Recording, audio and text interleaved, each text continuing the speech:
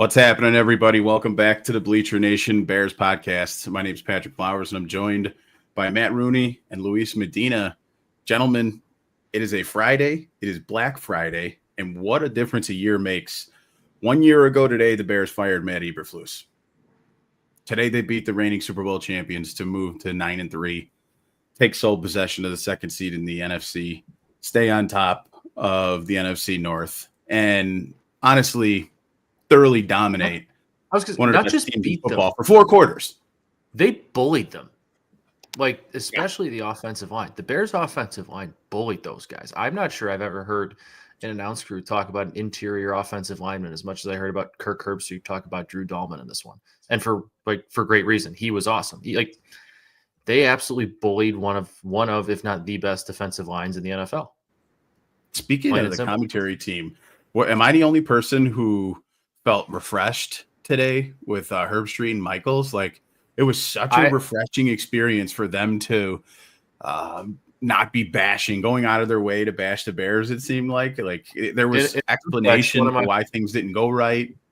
I had a buddy in one of my group texts say that Herbstreit was the anti-Troy Aikman, which totally agree. And it's not like he was going over the top to glow about Caleb. He was just honestly dissecting the play and telling you what he saw.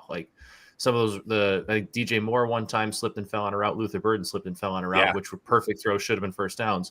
Guarantee you Troy Aikman's over there saying oh, well, Caleb overthrew him. He should have put it down on the numbers where they could have got it. Whereas Kirk's no, those two receivers lost their footing. The ball was exactly where it needed to be. I love that announcer. That's still when Al Michaels cares about the game and is not zoned out because it's the Jets and the Titans on Thursday night. When Al Michaels is locked in, he's still the best. I can't blame him for I can't either. I really don't either. He's getting up there, but when he's locked in, he's still the best I think football has. We got to talk about the backfield duo of Kyle Monangai and DeAndre Swift. But before we do that, we're going to kick it over to Lou. He's going to pay some bills, talk about our friends over at Obvious Shirts who are running a Black Friday special today. Lou.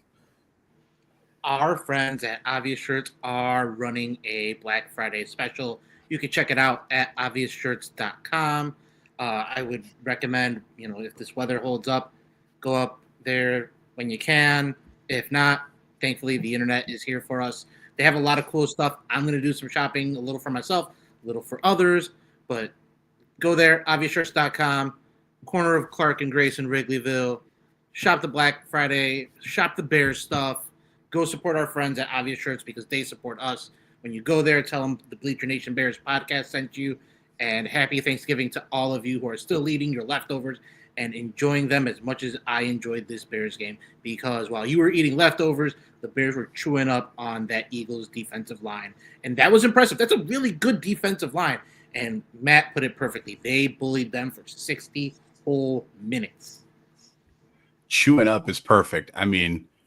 40 combined carries from Monangai and DeAndre Swift. Kyle Monangai, 22 carries, 130 yards, a touchdown, 5.9 yards per carry, and a long of 31. DeAndre Swift, 18 carries, 125 yards, 1 touchdown, 6.9 yards per carry, and a long of 23. Man, Ben Johnson saw something in that Eagles defense during the short week of prep this week, and he stuck to it. And even when things started to get a little bit close coming out of the half, he still stuck to his guns, stayed with the game plan, and it paid off in a major way. What a performance. First time the Bears have had 2 running backs run for over 100 yards in a game since 1985. I wrote about this in grades a little bit, and I felt like there was a moment coming out of half where the Bears would get a couple runs on first down, get it to 2nd and 3, then they would try throwing the ball and things wouldn't go well, and they'd end up either going 3 and out or end up punting the ball. And it ended with that screen that Ozzie Trapillo probably should have got the DN's arms down, but Caleb made the terrible throw, interception. Nashon Wright a couple plays later takes the ball away. And after that moment, it was like Ben Johnson was almost like, no, I'm done trying to mess around. We're running the ball. I'll pick and choose a few spots when I had to, but I don't care what we do on first round. It's run the ball, run the ball, run the ball, run the ball, run the ball. Just run it right down their throat. And that's exactly what they did. It's even when Ben Johnson stops committing to the run a little bit, he's still committing to the run more than most coaches in football, and I absolutely love it. When you can run the ball, do it. There's no reason to do anything else till they prove they can stop it. Yeah, no, look, Ben Johnson did what a lot of Bears coaches in the past wouldn't have done what a lot of active NFL coaches don't do is when something's working, he keeps going with it. And it would have been really foolish to go to some more aerial stuff. We saw the wind turn some of those Caleb Williams passes and some Jalen Hurts passes too, turn them into knuckleballs today. And so when it really was after that screen pass, it's like, all right, no, we're just going to run it until we absolutely need to throw the ball. And like I even tweeted, I'm like, I don't want to see him throw the ball again. And of course, a couple plays later, it was Caleb Williams to Cole Kmet. A beautiful pass, a nice catch too by Kmet. I have one buddy who I text with throughout most of the games that has been getting on Caleb a little bit throughout the year, where a lot of times he's hitched the short, safe routes for first downs, which is what you want him to do. But you look downfield and he's passing up an open shot that could be a touchdown. And that third down when he rolled out to the left, he had DeAndre Swift for what even could have been like an underhand flip, like for the first down. He pulled it back, launched it over the top to Kmet and hit him for the touchdown. I was like, that's risky throw, sure, but like he went for the kill shot, and those are the types of throws that I think take a good quarterback and start to make them a great one. Is when you get the confidence to see the open man, not think twice about it, make your decision, be decisive, and hit the throw. And that's exactly what he did. Even on a game where, like you said, wind was causing some knuckleballs. He wasn't playing bad, but it wasn't his best game by any means. Still had that confidence to unload it to an open man, dropped it right on a dime.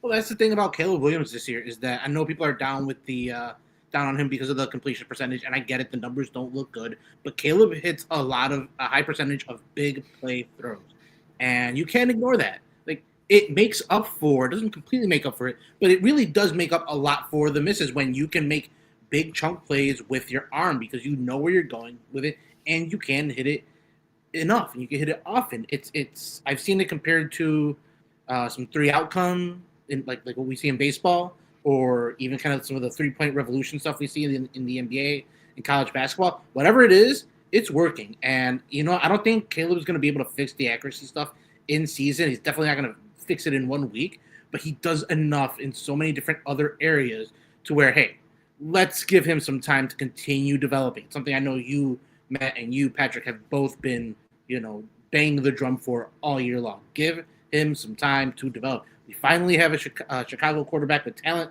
Let's not throw him to the wolves and just pray for the best. Let's allow him to develop in an offense that is actually quarterback friendly. 100%. And like you said, when he has to hit plays, when he has to do things, he does it. He does it. And so in year 1 under Ben Johnson, I'm perfectly fine with that. There's 17 to 36, 154. I mean, a tick under 50% on the completion. Whatever. Like I don't really care about that because quarterback play too. Yeah, in the box score, hounds who didn't watch this game and the trolls on Twitter are going to see that box score and be like, "Oh, he's terrible," whatever, blah blah blah. Quarterback play too is so much about the eye test, and Caleb passed the eye test today. Clearly, were there some mistakes? Absolutely. The screen pass was terrible.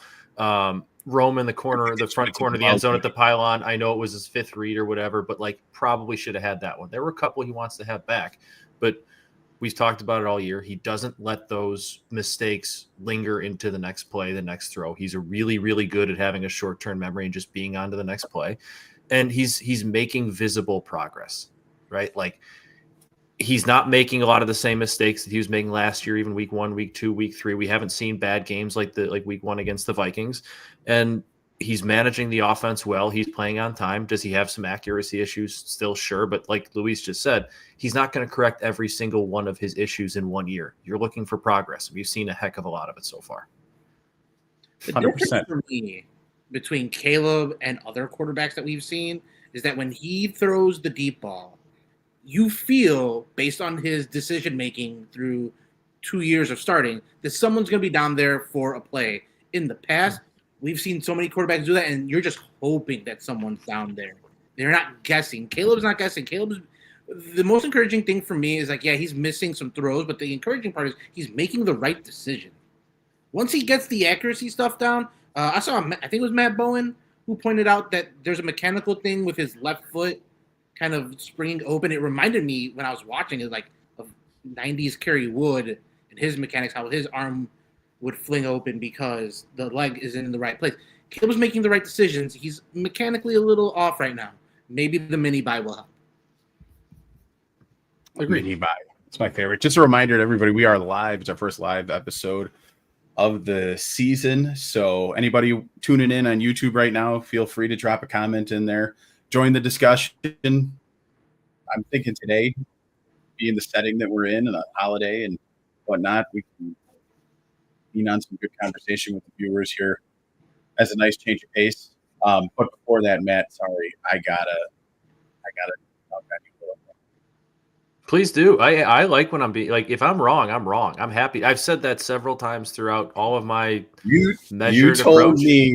You told me a few days ago with a chuckle and a smirk that I was feeling myself predicting a big victory. Hey, I don't deny that you were feeling yourself. Tell me you weren't feeling yourself. You were feeling yourself when you tweeted that. You weren't wrong. Doesn't mean you weren't feeling yourself. Both are true. But the Bears beat the Eagles.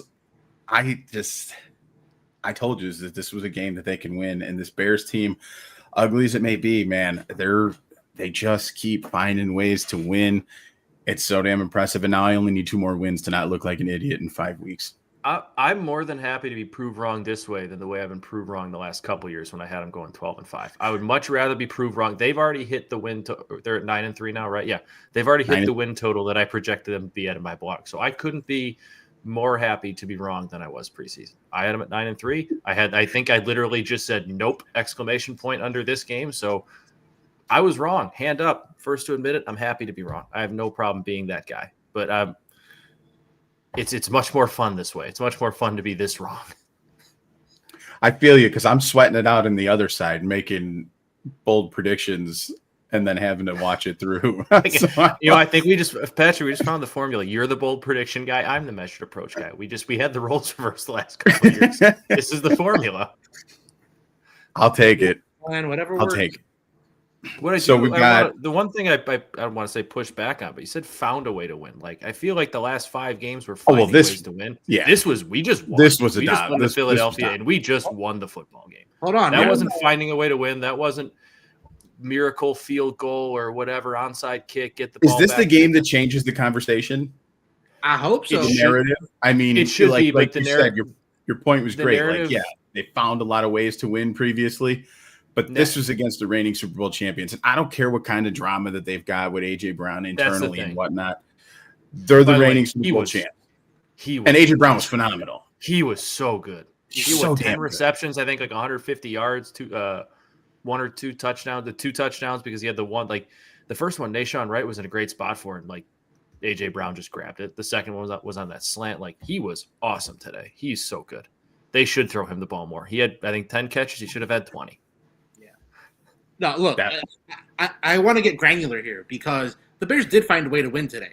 And they found a way to win today by coaching and scheming and sticking to a game plan. How many times in the past have we seen a Bears team come into a game with seemingly without a game plan, seemingly without any idea how to play the team that they're playing?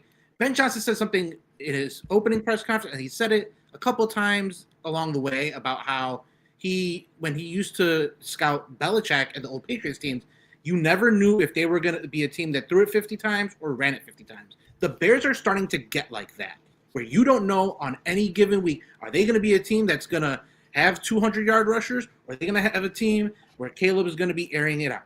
You just don't know, and that's the beauty of this team right now, is that they can beat you in so many different ways, and they are doing it with the coaching staff that a year ago at this time wasn't here. A year ago at this time, they were all over the place. A year ago at this time was one of the lower moments as a Bears fan. I mean, day after Thanksgiving, sting of national embarrassment against a division rival. Head coach is fired in season. Rookie quarterback not living up to unrealistic, albeit expectations at that point in his career. It was a rough Black Friday. What a roll! Even Eberflus firing was handled weird. Remember, because let him talk to the media he like waited until like 10 a.m. or something. It was Yes, it was a very weird day. The thing about that press conference, I remember texting Michael. I'm just like, it wouldn't surprise me if they fired him later today, and then they did. I still remember the press conference. Like, oh well, he's meeting the press, so like they're not firing him. He's back. You don't do that. They asked him, and he goes, yeah, I expect to be coaching against San Francisco next week. And then like an hour later, he's when I got the Schefter notification, I burst out in laughter. How else? What else was I supposed to do? Not our problem anymore, fellas. Not our problem. Yeah, 100%. We're much better stop now. Kyle Monunga and DeAndre Swift are going to get a lot of much deserved love for their performance today. But man, Dennis Allen and his group did it again. Part of the reason why the Bears were able to dominate this game for 60 minutes and look like the better team from start to finish was because the defense was awesome. It was suffocating, save for A.J. Brown. Philadelphia had no answers. And having Jalen Johnson and Kyler Gordon back is awesome. They're still missing all their linebackers. Tyreek Stevenson was still out. Who needs linebackers? Time that Jalen Johnson played week 2. And it doesn't matter. It does not matter. And this was probably the defense's best performance of the entire season, right? Absolutely was. They held Philly to 87 yards on the ground. Like, that's what Philly does. I know Saquon Barkley hasn't been outstanding this year, and their run game has at times struggled, but still, like, they have Saquon Barkley and Jalen Hurts, and they were able to limit that run game. I know the offensive line was without Lane Johnson, and they're a completely different unit when Lane Johnson is in there, but still, like another group that the Bears just kind of went up and punched in the mouth up front with injury issues of their own in the linebacking core. Again, it was a trio of essentially practice squad and guys and special teamers. Definitely helped to have Jalen and Kyler back in there. Still kind of wild that Nick McLeod somehow ended up one-on-one with A.J. Brown on that second Brown touchdown. Despite that, that seems like a mistake. But other than that, the defense was an A today. They were outstanding. That's the kind of game that's going to get Al Harris, the Bears defensive backs coach, some defensive coordinator. Don't even say his name. Just don't help. Yeah, just don't. We can't promote that. He needs to be here forever. He's not going anywhere. Please. Sorry. Look, man, I'm really happy with how the defense played and how this secondary has kind of come together despite the patchwork. I hope he stays forever. I just think a guy like him deserves some He does. I know.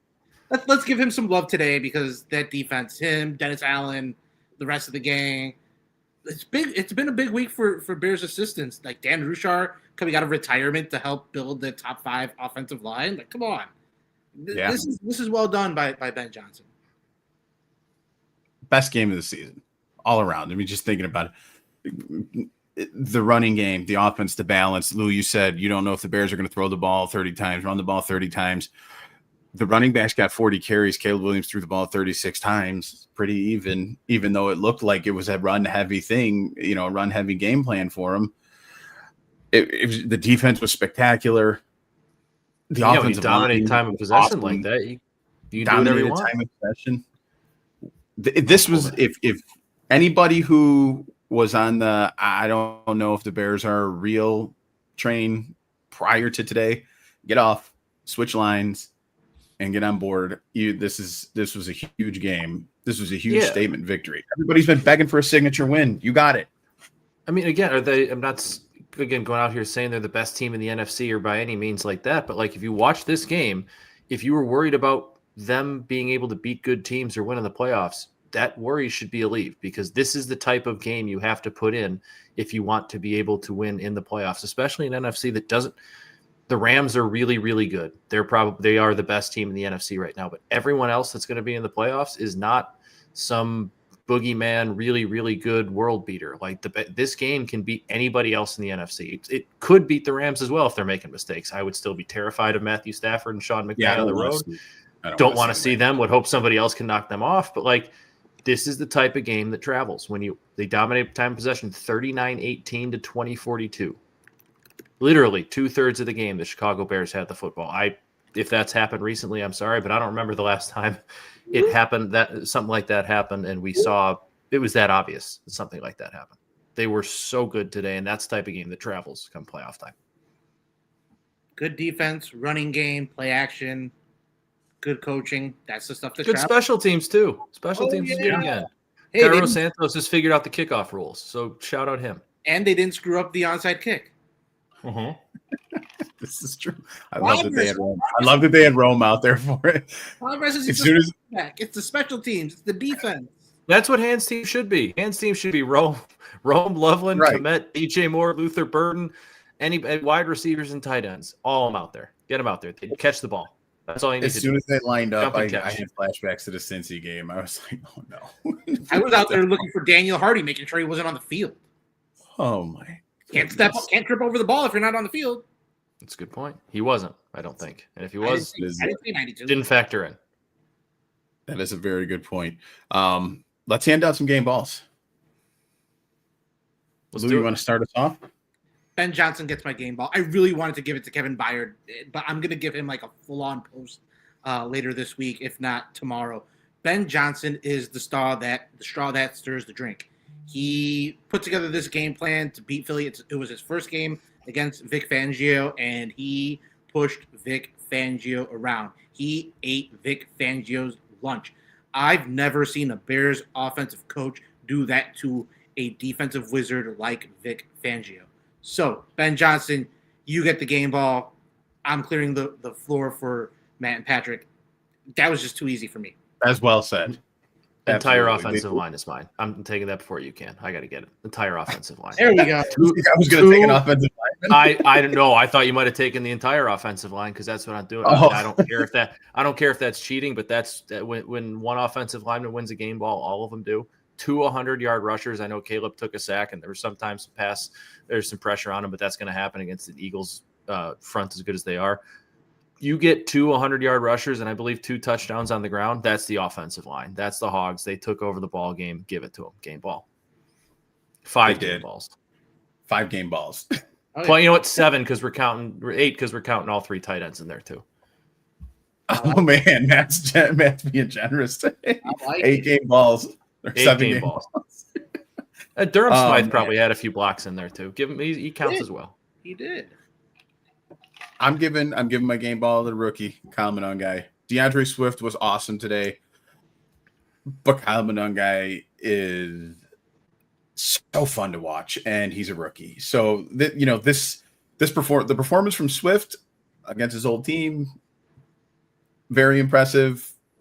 Not as impressive as the Monangai thing when you put him 1-to-1, right? Like Monangai is just his second effort ability, the way that he keeps his legs churning, is so damn impressive. There were some really, really important plays earlier in the game before they started to break bigger runs where his motor won the battle at or around the line of scrimmage, and it's really fun to watch. Somebody said to me during the game, somebody texted me and said, the 7th round pick, Monangai being a 7th round pick is starting to look like a draft steal. Like, I can't remember how they phrased it. I'm paraphrasing right now, but the point was like giving Ryan Poles credit for waiting until the 7th round to take a running back. I don't necessarily agree with that. Even when the result, it worked out. I'm not going to go that far. It worked out for sure. And I'm sure that was somebody he identified on his draft board, but I do think he got what Travion Henderson and probably Cam Scatabo taking a couple picks before he wanted to pick his running back, but it worked out. Yeah, for sure. It worked out. I'm still a process over result guy, but I'm not going to complain about it. I've loved everything about Kyle Monangai since he's gotten here. I have breaking news. Yeah. Okay. In the good, better, best video, Ben Johnson has taken his shirt off. We all get free hot dogs. Yeah. Oh my! Ben Johnson has taken his shirt off in the good, better, best.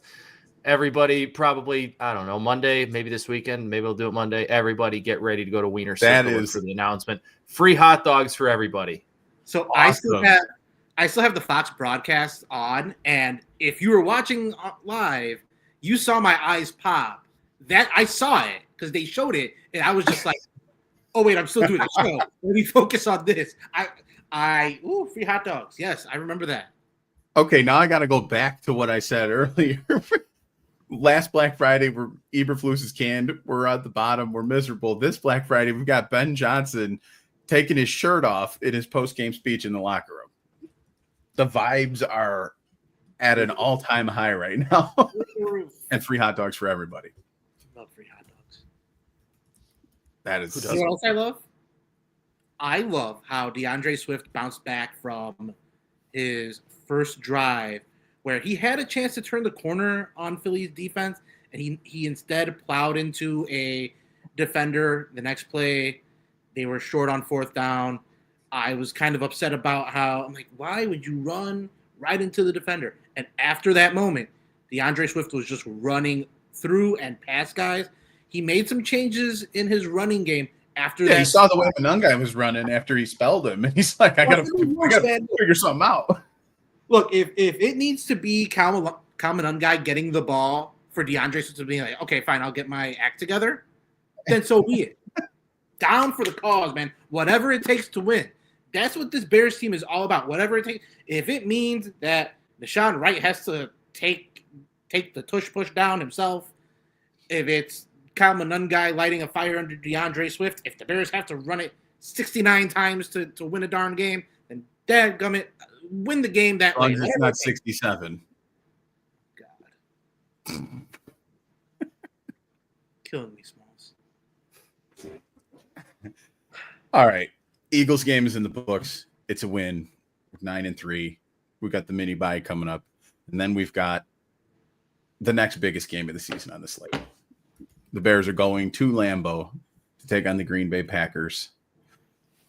How are we feeling now about the matchup with the Green Bay Packers in 10 days? 9 days? How am I actually feeling, or how should I say I'm feeling to try and keep things going? Optimist Matt or measured approach or measurable Tough Matt? Game. That's going to be your tough game. You're changing your name on Twitter, measurable Matt. Tough game. Can they win? Sure, but let's go in there with the same idea, same game plan, same approach. Let's try and take them down. I'm not saying it's going to happen. They're probably coming off their second best game of the year too, other than the first time they beat the Lions. So they're playing some really good football as well. Their offensive line is a little bit banged up though too. So who knows? We go in with that game plan, we're going to have a chance. It'll be a game in the fourth quarter. I know that much. Hopefully after this long week, you get TJ Edwards back, maybe Noah Sewell. That would be nice. It's not Tremaine Edmonds on IR though, so he's 4 weeks, right? Right. Yeah. Get Edwards and Sewell back. That would be nice. The Packers are 6.5-point favorites right now at home. You know what? Fine. I like the Bears in the underdog role. Home and can't get a touchdown on it. Yeah, I don't want to be favorites. The Bears are 7-point dogs today too. I don't want to be favorites going into Lambeau. I don't want people to think that we're good. I want people to keep doubting the Chicago Bears. I want another game where Ben Johnson feels so fired up he takes his shirt off. That's what I want. It's got to do it on the field next though. It might be a little cold. I don't want him to get sick. In Lambeau. I don't want him to get sick. I'm supposed to go to that game. I might be boots on the ground, fellas. We'll see. Oh, that's right. That is very true. You're gonna go see. Did I can't remember if I gave the Bears the Lambeau game or the Soldier Field game against the Packers when I was going over. I think you gave him the Lambeau game. I think you said they're going to win there and lose at Soldier Field. I think you gave him both. Which I did not do that. Listen, I've been getting crazy. I've been popping off at the mouth a lot the last few weeks, but I didn't give them a sweep. Don't put that on me, Lou. Come on, Patrick, call for the sweep. Feel yourself. Oh, if they win the Lambeau game, I'm definitely calling for the sweep. I'm gonna be so obnoxious. It's not even funny. Oh no, it'll be hilarious. Hey, Caleb Williams 1-0 at Lambeau. People forget that. This is true. 1-0 in Lambeau. Undefeated, never lost. I'm not gonna change now. I'm not gonna retreat now. They're getting the Lambeau game. Caleb Williams going 2-0 at Lambeau. Bears are going to 10-3. They're gonna win that game. In the driver's seat. What's that? 10-3 and in the driver's seat. That's what it would be. 10-3 and in the driver's seat. With the Browns up after that. Browns are home or away. Is that a home or away game? The Browns are at Soldier Field. And I would love to see Shedeur Sanders come into Soldier Field with the Bears sitting at 10 yeah. and 3. Either way, if the Bears win that game, great, playing with all the confidence in the world. And if they do lose that game, all right, cool. Ben Johnson's probably going to be mad and think that, take the approach of, all right, this really is a must win because now we got, we're not at 10 yet. We got to get the must win territory. That would be a fun one. And I think Dennis Allen would throw a lot of stuff at Shedeur Sanders that he probably has not even dreamt of seeing before in terms of blitzes and coverages and disguises and all that good stuff. Yeah, I agree. I can't wait to see Shedeur Sanders at Soldier Field. I hope it's snowy. I hope it's one of those weird weather games. Like, man, there's nothing like I remember Vic's first time at Soldier Field when it was cold and snowy. He looked shook. Like, I want that. Was that the Monday night game where they kind of dominated him? I hope it's not snowy. Oh, yeah. Oh, you'll be fine. It's for the Bears. Don't you want what's best for the Bears? Yes. Yeah. See? Within measure, within reason. I don't want to sit at an airport in a delay. Have an extra airport beer. Celebrate a Bears win. You'll be fine. That's true. All right. I'll take it. I'll take it. What do we got next? What do you guys want to talk about? Down. Where do you want to go with next? You guys want updated playoff odds? Yeah. Yes, I do. I was actually going to ask you. Well, they were 51% going into this week, right? Yep, they are 74% at the Athletic. The win. At the Athletic, 74% because of that win. I can't rest till we get to 100. But to 7, that's a 20-point swing in the right direction.